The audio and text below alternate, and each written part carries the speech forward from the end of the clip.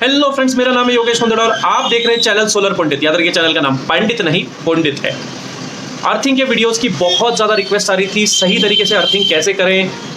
लेकिन अभी पिछले 3-4 महीने से लॉकडाउन और लॉकडाउन के अलावा ये बारिश अब चालू हो गई है, तो हम अर्थिंग का वीडियो नहीं बना पा रहे थे प्रॉपरली। तो हमने डिसाइड किया क्यों ना ऐसी जगह से वीडियो लाए जहां अर्थिंग अभी बारिश नहीं हो रही है। तो हिमांशु जी हमारे लिए ये वीडियो हिमांशु जी ने रिकॉर्ड किया है। हिमांशु जी के बारे में बता दूं, वो इलेक्ट्रिकल इंजीनियर है, फिलहाल महिंद्रा टेक्यो में काम कर रहे हैं मिडल ईस्ट में। उन्होंने 2.5 मेगावाट का सोलर प्लांट का ट्रांसफार्मर का अर्थिंग किया हुआ है, जो 16 से 20 मीटर नीचे करना पड़ता है।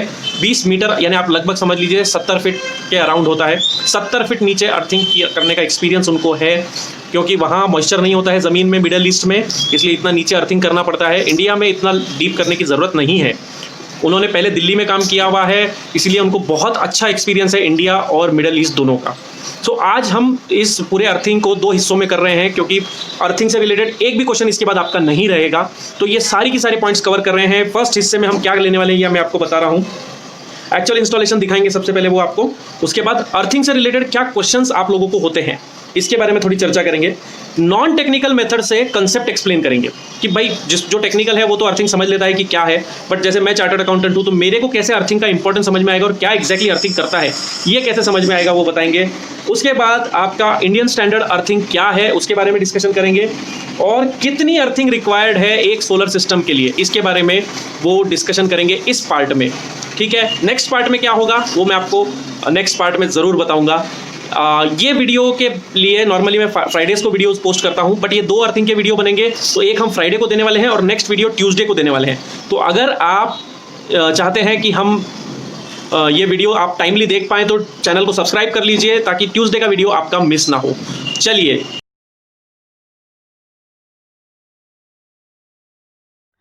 Hey guys, this is Himanshu and you're watching Sustainable Everyday. Welcome to a new vlog guys. बहुत गर्मी है guys. गर्मी से पहले मैं एक चीज़ दिखा दूँ कि मेरे पीछे जो स्ट्रक्चर लगा हुआ है उसमें देखो आपको कैसे बॉडी अर्थिंग कर रखी है।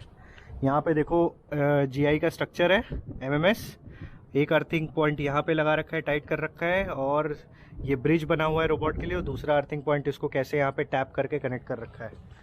सोलर पावर प्लांट की जो अर्थिंग होती है गाइस, उसको डोमेस्टिक सेक्टर में लेके लोग बहुत ज़्यादा कंफ्यूज रहते हैं, बहुत ज़्यादा मिसकंसेप्शन रहते हैं, और बहुत सारे लोगों को तो मालूम ही नहीं होता कि गुड प्रैक्टिस क्या होती है अर्थिंग की। मोस्टली जो डोमेस्टिक सेक्टर के इंस्टॉलर हैं उनके क्वेश्चंस कुछ ऐसे होते हैं कि सर हमारे पास तो प्रॉपर लैंड अवेलेबिलिटी नहीं है सोलर पावर प्लांट की अर्थिंग करने के लिए, या कुछ लोग कहते हैं कि सर ये तो मुझे इन्वेस्टमेंट जो है कुछ एक्स्ट्रा इन्वेस्टमेंट लगता है, मुझे कुछ अर्थिंग की ज़रूरत समझ में नहीं आती है। या तो कुछ लोग कहते हैं कि सर 1 अर्थिंग करें या 2 अर्थिंग करें या 3 अर्थिंग करें, AC की कितनी करनी है, DC की कितनी अर्थिंग करनी है, लाइटनिंग अरेस्टर की कितनी अर्थिंग करनी है। या लोगों का ये भी सवाल रहता है कि सर अर्थिंग की वैल्यू मेरी 3 आनी चाहिए, 5 आनी चाहिए, 10 आनी चाहिए, कितनी आनी चाहिए। और क्वेश्चन ये रहती है कि सर मुझे नॉर्मल अर्थिंग करवानी है, रॉक सॉल्ट या चारकोल वाली, या मुझे बेंटोनाइट की अर्थिंग करानी है, या मुझे केमिकल अर्थिंग करानी है, कॉपर प्लेट की करनी है, GI रॉड की करनी है। तो बहुत ज़्यादा लोगों को कन्फ्यूजन भी है और क्लियर भी नहीं है डोमेस्टिक सेक्टर में कि गुड प्रैक्टिस क्या होती है अर्थिंग में। देखिए, यूटिलिटी स्किल जो बड़े प्लांट होते हैं, जो मार्केट में बड़े प्लेयर हैं, उनके पास तो प्रॉपर कैलकुलेशन होती है, SOP होती है, टेक्निकल सपोर्ट होता है इसे करने का, अर्थिंग करने। Through this video, through this personal experience, मैं आपको कुछ ऐसे वैलिड पॉइंट्स, ऐसे गुड प्रैक्टिस पॉइंट्स बताता हूँ। अगर आप उसको फॉलो करेंगे तो ना केवल आप in the good practice category में भी आ जाएंगे, और जस्ट इन केस आप उन गुड प्रैक्टिस को नहीं फॉलो कर सकते just because of your site की कंडीशन कुछ ऐसा है कि लैंड अवेलेबिलिटी नहीं है, या RCC की ज़मीन है, आप उसको डिग करवा के अर्थिंग नहीं करवा सकते, तो उस कंडीशन में आप क्या कर सकते हो वो मैं आज आपको इस वीडियो में बताऊँगा। सबसे पहले मैं एक एनालॉजी के थ्रू आपको एक सिंपल कॉन्सेप्ट समझाना चाहता हूँ उन लोगों को जो कि कहते हैं कि मुझे अर्थिंग का बेनिफिट समझ में नहीं आता कि अर्थिंग की किस लिए जाती है। आपने देखा होगा कि आपके छत पे, आपके बाथरूम में, आपके किचन में आप एक वाटर का ड्रेनेज पॉइंट बनवाते हो, जिसको हम सिंक भी बोलते हैं, ड्रेनेज पॉइंट भी बोलते हैं, जिससे आप रेगुलर जो पानी का इस्तेमाल करते हो वो उसके थ्रू पास हो जाता है। ठीक है, अब उसी ड्रेनेज पॉइंट के थ्रू जब आपका बहुत ज़्यादा पानी का लॉस होता है या छत पे बारिश हो जाती है, एक बार में बहुत ज़्यादा पानी इकट्ठा हो जाता है, तो वो भी पानी उसी ड्रेनेज पॉइंट के थ्रू चला जाता है। कुछ लोग क्या करवाते हैं कि जस्ट इन केस वो पानी नहीं पास हो रहा होता है तो मल्टीपल ड्रेनेज पॉइंट बनवाते हैं, मल्टीपल सिंक बनाते हैं कि जस्ट इन केस बारिश के टाइम पे बहुत ज़्यादा पानी आएगा तो पानी उसी ड्रेनेज पॉइंट से अब्जॉर्ब होते हुए पास हो जाएगा और पानी इकट्ठा नहीं होगा, क्योंकि पानी इकट्ठा होगा तो आपकी दीवार पे जो पेंट है वो ख़राब होगा, आपके लकड़ी के सामान के कांटेक्ट में आएगा वो ख़राब होगा, लेदर का जो सामान है वो ख़राब होगा, जंग लगेगी, काई लगेगी। मतलब आप समझ रहे हो, जितने ज़्यादा आप ड्रेन पॉइंट आप अपने बाथरूम में देते हो, रूफटॉप पे देते हो, किचन में देते हो, तो आप उतनी ज़्यादा प्रोटेक्शन प्रोवाइड करते हो अपने घर के इक्विपमेंट को, चाहे वो आपका पेंट हो गया, लकड़ी का सामान हो गया, लेदर का सामान हो गया। तो जिस तरीके से ये ड्रेन पॉइंट इम्पॉर्टेंट होता है आपके घर में उस हैवी पानी को एब्जॉर्ब करके पास करने के लिए, उसी तरीके से आपके solar power plant electrical equipment के लिए अर्थिंग ज़रूरी होती है।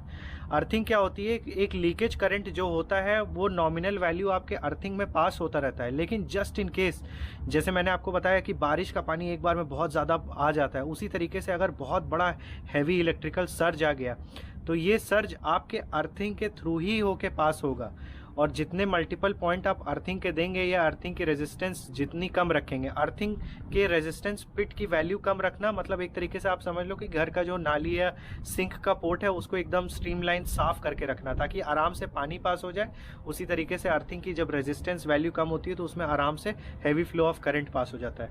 ये मतलब गाइस सबसे सिंपलिस्टिक एनालॉजी एक्सप्लेनेशन है जो मैं आपको बता रहा हूँ, क्योंकि ये कॉन्सेप्ट आपको लोग टेक्निकली समझाने की कोशिश करेंगे, लेकिन मैंने आपको एक प्रैक्टिकल एनालॉजी बता के आपको एक्सप्लेन करने की कोशिश की है कि जस्ट इन केस जैसे घर में आपका वाटर सिंक पॉइंट होता है हैवी पानी को अब्जॉर्ब करने के लिए ताकि आपके घर में जल भराव ना हो जाए, पानी नहीं इकट्ठा हो जाए, उसी तरीके से इलेक्ट्रिकल सिस्टम भी होता है कि अगर जब हैवी फ्लो सर्ज आता है तो आपको multiple drainage point in the form of earthing pit देने पड़ते हैं ताकि ये जो हैवी फ्लो ऑफ सर्ज है, करंट है, वो उसमें अब्जॉर्ब हो जाए। नहीं तो क्या होगा, जिस तरीके से पानी आपके सामान को खराब कर रहा था, आपके घर में लकड़ी के सामान को, लेदर के सामान को, उसी तरीके से हैवी फ्लो ऑफ करंट आपके इलेक्ट्रिकल इक्विपमेंट्स को खराब करेगा, आपके इन्वर्टर को, आपके मॉड्यूल्स को, आपके जो भी छोटे छोटे इलेक्ट्रिकल डिवाइस हैं उनको ये पूरी तरीके से ब्लो आउट कर देगा। अब मैं गाइस क्या करने वाला हूँ इस वीडियो में, मैं आपको हर पॉइंट दो कैटेगरी में एक्सप्लेन करूँगा। सबसे पहला मैं गुड प्रैक्टिस बताऊँगा और दूसरी कैटेगरी में बताऊँगा कि जस्ट इन केस आप अपने साइट के लिमिटेशन की वजह से गुड प्रैक्टिस नहीं फॉलो कर सकते तब आपको उस चीज़ में क्या करना है। पहला जो गाइज लोगों का क्वेश्चन ये रहता है कि सर मुझे घर पे अपने नॉर्मल अर्थिंग करवानी चाहिए या केमिकल अर्थिंग करवानी चाहिए। देखिए नॉर्मल अर्थिंग क्या होता है कि आप 3 मीटर का डिगिंग मैन होल करवाते हैं और उसमें आप रॉक सॉल्ट और चारकोल का मिक्सचर करा के लेयर बाय लेयर अर्थिंग कराते हैं, लेकिन ये this is the technology of the past यार, बाबा आदम के ज़माने की ये बात है। आज की डेट में होती है केमिकल अर्थिंग। केमिकल का मतलब ये नहीं कि ये ग्लास में केमिकल होता है हम डाल देते हैं, it is a compound bag, it is a mixture of charcoal, rock salt and other anti corrosion mixture उसमें मिक्स रहता है और वो हम यूज़ करते हैं अपनी अर्थिंग के लिए, ठीक है। अब ये जो केमिकल कंपाउंड का बैग होता है इसको बोलते हैं केमिकल अर्थिंग कंपाउंड। ये दो तरीके का आता है गाइस मार्केट में, ये समझ लीजिए 50-50 kg का भी आता है, 40 kg का भी बैग आता है। एक होता है ब्लैक कलर का कंपाउंड मिक्सचर, एक होता है ब्राउन कलर का कंपाउंड मिक्सचर। अब जो आपको लेना है डोमेस्टिक इंस्टॉलर के लिए, आपको लेना है ब्लैक कलर का कंपाउंड मिक्सचर जिसमें rock salt, anti corrosion mixture और चारकोल का मिक्सचर रहता है। जो ब्राउन कलर का मिक्सचर होता है गाइस उसमें clay, bentonite, rock salt and charcoal रहता है। ये यूज़ होता है आपके ट्रांसफार्मर या हैवी इलेक्ट्रिकल अर्थिंग के लिए which is more than 5 metre 6 metre, जहाँ पे आपकी जो सॉइल की क्वालिटी होती है काफ़ी ड्राई होती है। यूजुअली जैसे मैं दुबई में हूँ तो यहाँ पे जो ज़मीन होती है काफ़ी सैंडी होती है, एकदम रफ एंड टफ होती है, रेजिस्टिविटी इसकी ना के एकदम मतलब मिलती ही नहीं है, तो काफ़ी डीप अर्थिंग करनी पड़ती है। तो यहाँ पे क्या है कि बेंटोनाइट की अर्थिंग हमें करनी पड़ती है and more than 10 to 15 metres करना पड़ता है। लेकिन फॉर इंडियन इंस्टॉलर, अगर आप इंडिया में हैं तो 3 मीटर की डीप अर्थिंग और उसमें ब्लैक कलर का जो आपका केमिकल कंपाउंड आता है that is more than sufficient. और दूसरा जो गुड प्रैक्टिस इसमें फॉलो किया जाता है वो ये है कि आप जीआई पाइप अगर नहीं यूज़ कर रहे हैं, जीआई पाइप वैसे भी अगर आप सस्ती अर्थिंग करा रहे हैं तभी यूज़ करना। जो गुड प्रैक्टिस में फॉलो होता है वो होता है इलेक्ट्रोड अर्थिंग, ठीक है। अगर आप IS स्टैंडर्ड, नए जो IS स्टैंडर्ड के अकॉर्डिंग आप देखेंगे अर्थिंग में, तो आपको केमिकल अर्थिंग के साथ आपको स्पेशल अर्थिंग इलेक्ट्रोड यूज़ करना है, ठीक है। उस इलेक्ट्रोड की स्पेसिफिकेशन में लिखा रहता है कि कितने % इसमें कॉपर या ब्रास का मिक्सचर है, क्या इसका लेंथ है, क्या इसका वेट है, कॉन्फ़िगरेशन, डाया, सब कुछ उसमें दिया रहता है।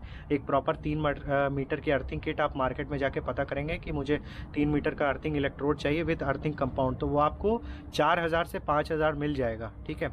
अब ये मैं अपना पर्सनल एक्सपीरियंस बता रहा हूँ कि जब मैंने दिल्ली में करवाया था तो इतने ही का मिलता था। दिल्ली में भागीरथ पैलेस है, वहाँ पे ये सारे इलेक्ट्रिकल से related switch gear equipment, earthing test electrode, ये सब कुछ मिल जाता है। तो जहाँ से मैंने परचेज़ किया मुझे वो आइडिया है। बाकी मार्केट का आपको डिपेंड करेगा, अलग अलग आप कहाँ पे सिटी में हो। सप्लायर है तो सस्ता मिलेगा, सप्लायर नहीं है तो आपको महंगा पड़ेगा। तो जैसा कि मैंने आपको बताया, if you are a domestic installer तो आपको इलेक्ट्रोड अर्थिंग करनी है केमिकल अर्थिंग के साथ, ब्लैक पाउडर वाले कंपाउंड के साथ। अब बात आ जाती है कि हमें कितनी अर्थिंग करनी चाहिए, ठीक है। इस पार्ट को मैं 2 पार्ट में डिवाइड करूंगा कि गुड प्रैक्टिस क्या है और गुड प्रैक्टिस नहीं फॉलो कर सकते तो क्या करना है। तो देखिए, सबसे पहले तो क्या है कि अगर आप DC साइड की अर्थिंग कर रहे हैं एंड योर सोलर प्लांट की कैपेसिटी इज़ अबव 10 किलोवाट, तो DC साइड की आपको 2 अर्थिंग करनी है। इंडिया में आपको 3-3 मीटर की 2 अर्थिंग करनी है, और ये अर्थिंग दोनों पिट के डिस्टेंस जो है मोर देन 2 मीटर्स होना चाहिए। 2 मीटर्स अगर आप नहीं रख सकते तो कोशिश करिए कि 1.5 मीटर का तो आप फासला रखिए ही रखिए, ठीक है। 3 मीटर डीप आपको अर्थिंग करनी है। अर्थिंग इलेक्ट्रोड के साथ करनी है, केमिकल कंपाउंड के साथ करनी है, ब्लैक वाला chemical compound, rock salt, charcoal और एंटी कोरोजन मिक्सचर। अब इसमें जिन लोगों की लिमिटेशन है वो कहते हैं कि सर हमारे पास तो इतनी ज़मीन ही नहीं है कि हम 2 अर्थिंग कर पाएँ। तो गाइस, यहाँ पे अगर आपका सोलर पावर प्लांट 10 किलोवाट या उससे कम कैपेसिटी का है तो मेरी मानो तो आप एक ही अर्थिंग करो, 3 मीटर डीप अर्थिंग करो, ठीक है। और अच्छा इलेक्ट्रोड आप अर्थिंग कंपाउंड यूज़ करो एक इलेक्ट्रोड के साथ। लेकिन यहाँ पे एक कंडीशन है, अगर आप 2 अर्थिंग नहीं कर रहे हो तो जो भी आप अर्थिंग करवा रहे हो, एक अर्थिंग करवा रहे हो, उसका जो अर्थिंग रेजिस्टेंस होना चाहिए वो 3 ओम से कम होना चाहिए। अगर 3 ओम से कमी है तभी मेरी सलाह में, मतलब एक टेक्निकल सलाह मैं आपको दे रहा हूँ, तभी आप इस अर्थिंग को यूज़ करना। अर्थिंग करवाने का ये मतलब नहीं कि आपने अर्थिंग करवा दिया, रॉड डलवा दिया, उसमें अर्थिंग कनेक्ट कर देंगे। अर्थिंग करने के बाद सबसे पहले आपको अर्थिंग करवाने वाले इंस्टॉलर के साथ एक अर्थ रेजिस्टेंस टेस्टर के साथ उसका टेस्ट करवाना पड़ता है कि भाई इसकी रेजिस्टेंस वैल्यू कितनी आ रही है। तो जो लोग एक अर्थिंग रेजिस्टेंस कर रहे हैं, सिर्फ एक पिट बना रहे हैं, क्योंकि उनके साइट की लिमिटेशन ऐसी है कि वो 2 अर्थिंग नहीं करवा सकते, तो उनको कोशिश ये करनी कि उनका अर्थिंग रेजिस्टेंस 3 ओम या 3 ओम से कम होना चाहिए। इससे ज़्यादा होगा तो मेरी सलाह में personally you don't practice this, क्योंकि it is not according to the Indian standards of earthing.